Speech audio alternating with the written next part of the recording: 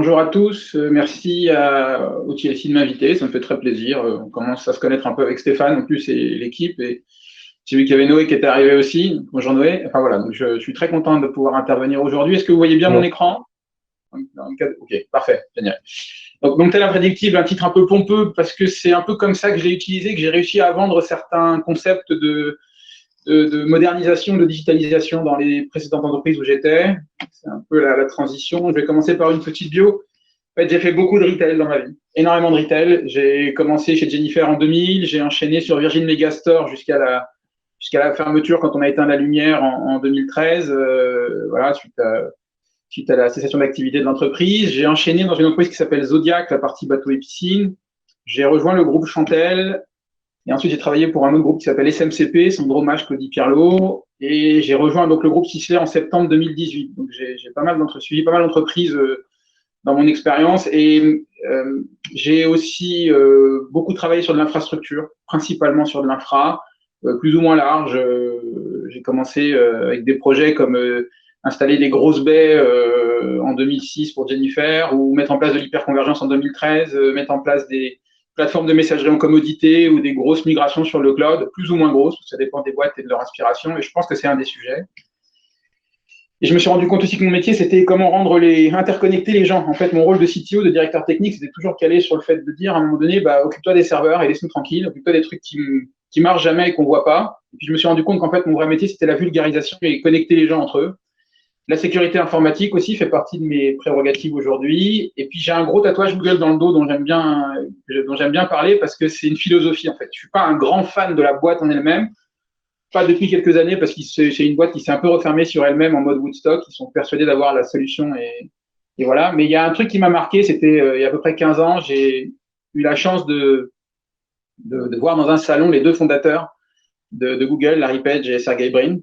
Et il y avait plein de gens qui leur posaient des questions plus ou moins bêtes, honnêtement, parce que quand on a ce genre de speaker, on a envie d'avoir tellement d'infos sur ce qui les a inspirés dans la vie. Et il y a quand même quelqu'un qui leur a posé une question, mais comment vous saviez qu'il fallait lancer Google? Comment vous saviez qu'il fallait le faire? Et j'ai beaucoup aimé le sourire en coin qui se sont lâchés l'un dans l'autre, enfin en se regardant.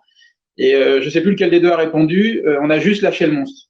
En fait, quand on a commencé avec Google, on s'est fait entourer par plein de gens, énormément de gens, et des financiers. Et il n'y a personne qui savait ce qu'on faisait, qui comprenait ce qu'on faisait. Donc à un moment donné, on a pris la décision de lâcher le monstre et de gérer les dommages collatéraux. Et ça, c'est un truc qui m'inspire encore aujourd'hui. C'est comme ça que je travaille au quotidien. Il y a des fois, il faut y aller avec les tripes et se dire, de toute façon, je suis suffisamment engagé pour pouvoir aller au bout, et je vais tenir la barre jusqu'au bout. Et je vais y aller parce que ce que je suis en train de faire, c'est un truc qui est bien. J'aimerais vous parler en fait d'une histoire. Ce speech, il est un peu inspirationnel. Honnêtement, je ne vais pas vous donner obligatoirement toutes les clés parce que c'est difficile dans le timing qu'on me donne. Et j'aimerais vous parler un peu de ce double S. Je pense que la plupart d'entre vous le connaissent. En général, quand on vous confie un projet et qu'on vous dit, voilà, Oren, on aimerait mettre ça en place chez nous, comment on fait? Vous travaillez dessus, vous êtes dans le bas de la courbe, vous passez la zone de difficulté où vous mettez en place, et puis quand vous arrivez aux alentours du C, vous vous dites, on commence à sortir le champagne du frais, là, on a presque fini là. Et puis il y a quelqu'un, un stakeholder, un dirigeant qui vient vous dire, ouais, mais le truc qu'on est en train de mettre en place, il y a un truc un peu mieux qui est sorti, on ne peut pas le mettre en place tout de suite. Et là, vous avez qu'une seule envie, c'est de trouver un câble réseau pour vous pendre quelque part, parce que vous avez travaillé comme un taré et il y a un truc encore mieux qui sort juste derrière. En fait, ce pitch, c'est ce que j'appelle l'imprédictible, c'est comment on fait pour ingérer la technologie dans une boîte qui ne comprend pas la technologie. Moi, ça, c'est une courbe que j'adore. Pour info, toutes les références que je vous donne là, j'ai un slide à la fin avec toutes les infos qui pointent vers tous ces trucs dont je vous parle aujourd'hui. Moi, j'adore ce slide, c'est parce que c'est du vécu. Vous avez l'impression à un moment donné d'être sur la courbe et d'être au bout de la courbe. Et puis d'un seul coup, il y a ce mur qui vous arrive dessus parce qu'il y a un truc que vous n'aviez pas prévu ou pas vu. Il y a un mec dans la boîte qui s'est dit qu'il allait faire de l'informatique à la place de l'informatique et qui se dit ouais, j'ai vu un truc super, il faut le mettre en place. Le problème, c'est que vous avez le bus de l'obsolescence derrière qui vous rattrape parce que les investissements n'ont pas été faits, ou simplement la maturité de vos équipes qui n'est pas là pour absorber une nouvelle charge de travail complètement nouvelle parce que vous n'avez pas investi sur la formation, des choses comme ça. Mais il y a une autre manière de le lire aussi, ce schéma-là. C'est que la technologie va extrêmement vite. Sur le site qui fait référence à ce schéma, ils parlent d'un indice qui s'appelle le DPU, vous verrez le terme Die Percentage Unit ou un truc comme ça, mais ça s'explique comme ça. Imaginez que vous avez une machine à voyager dans le temps. Vous allez dans les années 1700. Vous prenez le mec qui est dans les années 1700 et vous le ramenez en 2000 ou en 2015 ou en 2020.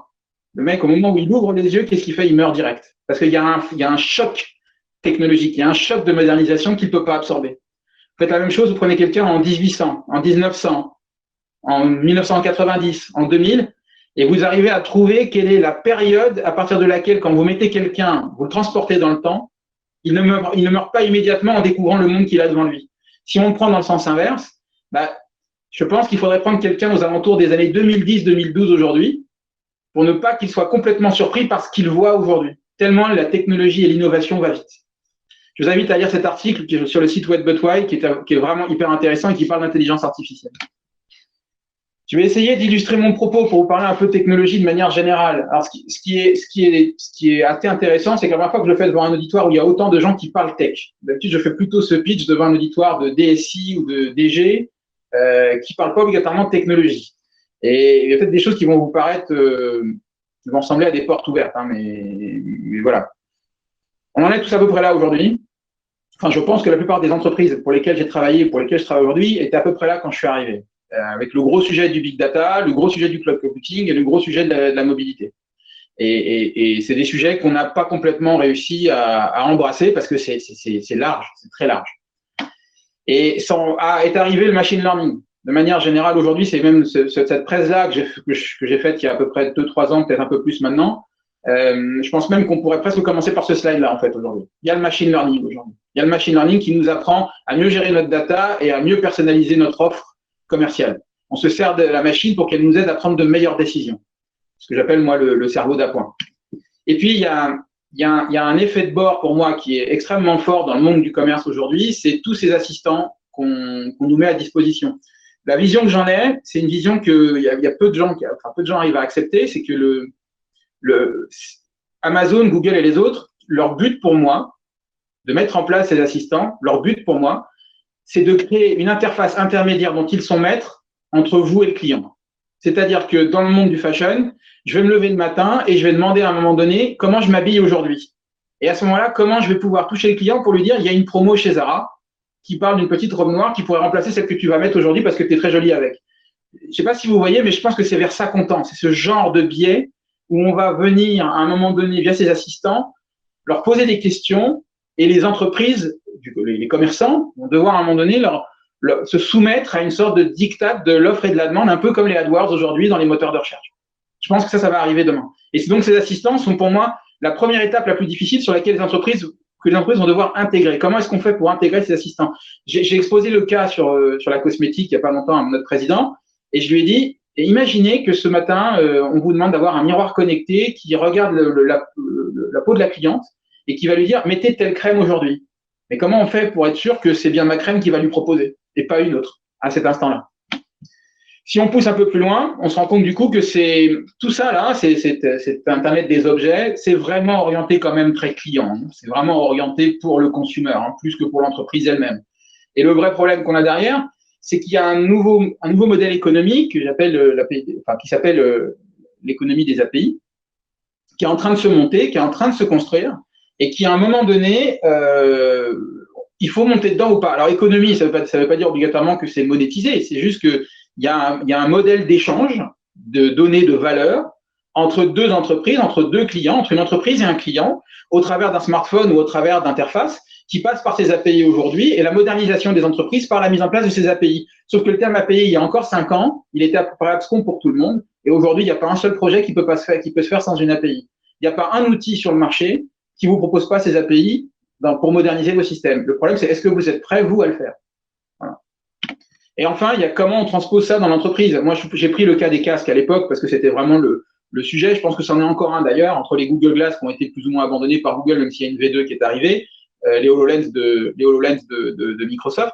Comment est-ce qu'on fait pour transposer toute cette innovation? Comment est-ce qu'on fait pour transposer toute cette technologie dans l'entreprise?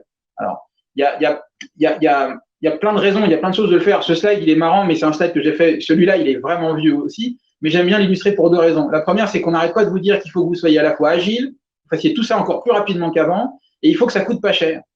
Il y en a un de vous aujourd'hui qui peut me dire que tout ce qu'on est en train de mettre en place et toute la modernisation qu'il est en train de mettre en place aujourd'hui, il le fait en respectant ces 3 critères. Et quand vous parlez à des fournisseurs, à des prestataires, à des scalers, à des gens qui vous vendent cette technologie pour vous, qu'est-ce qu'ils vous disent? Le cloud va vous révolutionner tout ce que vous avez construit et tout ce que vous allez faire. Achetez-moi du cloud, vous verrez, c'est ça qui va vous sauver la vie demain. Et en fait, au final, vous vous retrouvez globalement avec un projet purement informatique où personne n'a rien compris, mais on vous demande de mettre en place des API sans essayer de comprendre comment ça marche. C'est un peu ça le problème de tout ça. Je pense que c'est une façon un peu différente par laquelle il faut l'aborder. Et moi, je l'aborde avec mes managers, avec les gens pour qui je travaille. Je l'aborde au travail de ce que j'ai appelé les piliers sacrés de l'informatique. C'est un terme pareil, encore un peu pompeux, mais des fois, il faut faire un peu de marketing. Et bon, j'ai marketé comme ça et ça passe plutôt bien. Ça passe plutôt bien. Le premier, c'est la sécurité. En fait, dans ce monde hyperconnecté, je suis persuadé qu'il y a un sujet que les gens ne prennent pas suffisamment à fond, c'est la sécurité. Moi, aujourd'hui, chez Sisley, j'ai réussi à les convaincre. On a nommé un RSSI, on a mis un budget conséquent. Je pense que toutes les entreprises devraient faire ça aujourd'hui, quelle qu'elle soit. Et même la plus petite des startups qui monte le projet le plus innovant de la Terre, il peut rien lui arriver de pire qu'un bad buzz sur de la sécurité avec des comptes clients dans la nature ou que quelqu'un prend le contrôle de son système. Et donc, la sécurité, même dans une entreprise de la taille de Sisley, qui est une ETI ou dans des entreprises plus grosses, c'est aujourd'hui un vrai sujet de fond. Donc, le premier point, le premier des piliers pour moi, c'est la sécurité. Le deuxième, c'est l'expérience client. Alors, l'expérience client de tous les côtés. De tous les côtés, c'est-à-dire même au niveau des utilisateurs. Je rappelle, c'est pour une informatique moderne, ce sujet-là. Et dans ma vie, j'ai eu l'occasion, quand j'étais chez Virgin, de voir passer comme un éclair Richard Branson, qui a dit un truc qui a été repris plusieurs fois. Il avait répété ce jour-là. Il a dit, si vous prenez soin de vos utilisateurs, si vous prenez soin de vos salariés, ils prendront soin de vos clients. Et c'est vrai en informatique aussi. Si vous avez une informatique moderne, facile d'utilisation, qui, à un moment donné, a absorbé la consumérisation des usages. Je prends l'exemple, comment vous arrivez à partager une photo avec Tata Daniel sur WhatsApp. C'est simple, c'est 2 clics, c'est je partage et j'envoie. Et il y a 5-6 ans, avant que les Office 65 et les Google arrivent, pour se partager une image, il n'y avait pas les drives et les choses comme ça, c'était hyper compliqué, voire vous ne pouviez pas. Donc, comment est-ce qu'on fait en respectant le premier pilier, comment est-ce qu'on fait pour rendre l'usabilité, l'utilisation de nos systèmes d'information pour nos utilisateurs facile et productif? Le troisième sujet, alors celui-là, il est un peu tourné sous la forme de l'apprentissage par l'échec, hein, si on peut le traduire comme ça, mais c'est la façon dont on consomme de l'informatique aujourd'hui. En fait, il y a 5 à 10 ans, le mode de la souscription est arrivé. Et ce mode de la souscription aujourd'hui, la plupart des dirigeants ne l'aiment pas trop parce que c'est un modèle qui manque de visibilité si on compare au modèle de l'investissement et de l'amortissement. Parce que du coup, on ne voit pas trop où on va, c'est plus la maintenance à 20% tous les ans, etc., etc. Moi, je pense aujourd'hui que c'est vraiment une opportunité pour les entreprises si elles se jettent dedans et qu'elles trouvent le moyen d'en faire une force. On peut du coup essayer un produit, ne pas s'engager et l'arrêter si ça marche pas, ou prendre le meilleur d'à côté et le tester. Mais ça nécessite du coup de revoir son mode de fonctionnement en interne et de créer une practice qui fait des tests, qui fait des essais. J'aime bien l'illustrer. Il y a un grand groupe d'assurance, bon, je peux le citer parce que je crois que c'est passé dans le domaine public depuis, qui s'appelle AXA, qui avait, c'était il y a longtemps, hein, c'était un article que j'ai lu il y a très longtemps. Donc je pense que c'est plus un secret. AXA, ils avaient créé à un moment donné un KPI qui était intéressant, c'était le battering rate, au sens baseball. Il y a un moment donné au baseball, je ne sais pas si vous savez, mais un bon batteur, il touche la balle 1 fois sur 3. Qui ici considérait que s'il réussit un procès sur 3, il a réussi ses projets, il a réussi son année? Pas grand monde. Ils ont fait un peu ce concept chez AXA, c'est qu'ils ont décidé qu'il fallait qu'ils aient, je ne sais plus si c'est 60-70% des projets qui aboutissent, et il y avait du coup 30 ou 40% des projets qui ne doivent pas aboutir. C'était ça la bonne métrique. Parce que s'ils n'aboutissent pas, c'est qu'on apprend quelque chose et qu'on avance. Donc c'est ça, apprendre à tomber et à se relever, c'est de dire j'ai le droit d'essayer et je peux avancer. Le dernier point, c'est la data. Et là, je pense que là, par contre, j'enfonce une porte ouverte. C'est un pétrole qui n'est pas du tout consommé par les entreprises elles-mêmes. La data, la data, la data. Mais bon, si vous regardez un peu cette feuille de route que je vous trace, elle peut aller dans les deux sens. Hein. On peut aller vers la sécurité, on peut commencer par la sécurité et finir par la data. Chez Sisley, aujourd'hui, par exemple, on a commencé par un gros projet data et je suis en train d'emmener vers le reste et on a monté la cellule sécurité que cette année, ça fait un peu plus de 2 ans que j'y suis. C'est pas complètement incompatible, il faut juste avoir cette feuille de route en tête et avoir l'objectif en tête. Pour finir, j'aimerais juste vous illustrer tout ce que je vous ai dit par une vidéo. Je pense que certains d'entre vous la connaissent déjà parce que je crois qu'elle a pas mal tourné à une époque, mais moi j'aime bien, elle prend 5 minutes. Et j'ai vu avec Monique qui me disait qu'elle trouvait ça pas mal de la présenter. Moi, c'est une vidéo, je l'ai montrée. En fait, quand je suis arrivé chez Sisley, j'ai commencé par montrer cette vidéo au board pour leur expliquer tout ce que je venais de leur dire. Et je sais pas pourquoi, ça m'a débloqué des budgets. Donc, plutôt que d'en parler, je vais laisser parler Arthur C. Clarke. Vous devez tous le connaître. C'est celui qui a écrit le bouquin qui a inspiré 2001, l'Odyssée de l'espace. Pour ceux qui ne le savent pas, en fait, il a écrit en même temps le livre et le scénario. Parce qu'en fait, le réalisateur à l'époque, Kubrick, trouvait que le livre n'était pas complètement adaptable au cinéma. Bon, ça c'est pour la petite histoire. Mais après cette vidéo, je vous propose de prendre les questions-réponses, mais bon, je pense que si vous la connaissez pas, vous verrez, c'est assez sympa. We're talking today with Arthur Clarke, the man responsible for... Attendez, tant que ça charge. Sinon, je vais aller la chercher sur Dailymotion, j'ai un backup. Communication satellites. Mr. Clarke, you've said not too long ago that in terms of communications, we're still in the semaphore and smoke stage. Would you put that in context, please? Well, as far as the home is concerned, we have TV and radio and telephone. The telephone is the only way we can communicate outside yet. We get a lot of communication inwards through the radio and TV, but we're going to get devices which will enable us to send much more information to our friends. They'll be able to see us, we'll be able to see them, we'll be able to exchange pictorial information, graphical information, data, books, and so forth. What would the ideal communications device be in your eyes? Well, it would be a high-definition TV screen and a typewriter keyboard, and through this you can exchange any type of information, send messages to your friends which they can read. They can wait when they get up, they can see what messages have come in the night. You can call in through this any information you want, airline flights, price of things at the supermarket, books you've always wanted to read, news. You selectively, you can say, you'll tell the machine, I'm interested in such and such items, sports, politics, or so forth, and the machine will hunt the main central library and bring all this to you selectively, just what you want, not all the junk which you have to get, you know, when you buy the 2 or 3 pounds of wood pulp, which is the daily newspaper. And incidentally, this is going to save whole forests for posterity, because the newspaper is on the way out, and we're not going to ship all this tons and tons of paper around when all we need is information. Well, if we have face-to-face communications from our home, does this clue in with your slogan, commute? Don't commute, communicate? Yes, and we are moving slowly, perhaps too slowly, towards this kind of world. And this is the way we're going to solve the traffic problem, ultimately, not by covering the world with concrete, but by getting rid of the traffic. And in the world of the future, travel will be for pleasure, not necessity. And how will this sort of communication and travel for pleasure affect our social lives, do you think? In terms of, say, time zones? Yeah. Well, it's going to affect our social lives in many ways, as much as the automobile has done in the past, in many ways negatively, as much as the telephone has done in the past. You mentioned time zones, which are concerned in a country like the United States already, where you telephone from one coast to the other and your friends may be asleep or they will wake you up in the middle of the night. But in the global village of the future, it'd be like living in one small town where at any time about a third of your friends are asleep, but you won't even know which third. So we may have to abolish time zones completely and all go on the common time, same time for everybody, which will cause all sorts of problems. When you first came up with the concept of communication satellites, didn't many scientists think this was a pretty far out and unreasonable idea? Well, it was far out. It was 36,000 kilometers out. But no, not at that time. This was 1945, and the V2 rockets had arrived, and when my paper was published, the atomic bomb had been dropped. So at that time, people were prepared to accept almost anything. And I don't remember any negative criticisms. In fact, I don't remember any comments at all, to tell the truth. But there's certainly no feeling this was nonsense. And 10 years before, there would have been, but 1945, no. What do you see ahead in terms of, really far ahead in terms of communications? Well, the thing that really interests me isn't so much human communications, but communications with other intelligences elsewhere.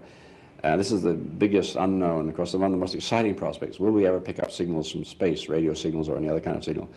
Everybody feels sure there must be all sorts of higher civilizations out there with tremendous technological capabilities, and we ought to be able to pick up their signals, even if they're not beamed at us. They must have tremendous powers to play with. And I hope that I live to see the first reception of an signal from outer space. Do you think that you will? Do you think it's that It close? could happen tomorrow. Nobody knows. You see, it could happen tomorrow. It might be in the evening papers right now that someone has picked up the first signal. There have been several false alarms. People have thought they have done this. The pulsars of people who found the pulsars first, these very rhythmic signals, they thought they might be artificial. This is very exciting. You also talk about a wristwatch. A wristwatch radio. Well, Dick yes, Tracy, of course, telephone. had this many years ago, and the wristwatch telephone will be technologically feasible very soon. And so the telephone will no longer be sort of fixed in one place. It will be completely mobile. And this would again restructure society. And of course it has disadvantages as well as advantages. It means that anyone can get at you anytime you like. And of course you could switch off the calling sign, but then you have calling signal, but then you might have to explain later why it was switched off. But the advantages are so great. The number of thousands of lives will be saved every year by such a thing, and that's, it seems to me, to override almost all other considerations. Thank you very much, Mr. Clark. We've been speaking with Arthur Clark, the man behind the communications satellite. This is Pat McCallum for AT&T Monitor. Bon, je ne sais pas si vous avez remarqué, mais tout ce qu'il a dit existe aujourd'hui. Cette vidéo a été tournée en 1976, donc il y a plus de 40 ans. Tout ce qu'il a dit en dehors de la communication avec les extraterrestres a existé. Et il est mort malheureusement sur dans une station qui captait les messages en espérant, avant de mourir, pouvoir avoir ces messages. Il les a pas eu. C'est la seule chose qui s'est pas prédit, mais il parle de l'Apple Watch, enfin il parle des montres connectées, il parle du téléphone mobile, il explique des tas de choses qui sont aujourd'hui visibles, et c'était un visionnaire. D'ailleurs, une rumeur disait à l'époque qu'il aurait voyagé dans le temps et qu'il n'arrivait pas à expliquer avec les mots de 1976 ce qu'il a vu dans le temps, ce qu'il a vu durant ce voyage dans le temps. Pour la petite histoire. Voilà. Je ne m'embête pas plus. On va lancer la vidéo, ce serait dommage. Voilà. Je ne m'embête pas plus. Voici quelques liens d'inspiration qui m'ont inspiré quand j'avais écrit cette presse à l'époque. Il y en a d'autres encore derrière. Je vous invite surtout à regarder les 2 dernières vidéos qui sont dedans. Elles datent un peu, mais celui d'exercice 2014 fait son effet à chaque fois que vous pouvez le montrer à vos familles. Je suis sûr qu'il y a des gens qui ne vont pas obligatoirement ressortir indemnes. Et la première, celle du docteur Hartlanger, qui est un type plein d'énergie. Il faut arriver à le suivre. Faut arriver à le suivre. Mais sa vidéo est pas mal du tout. Voilà.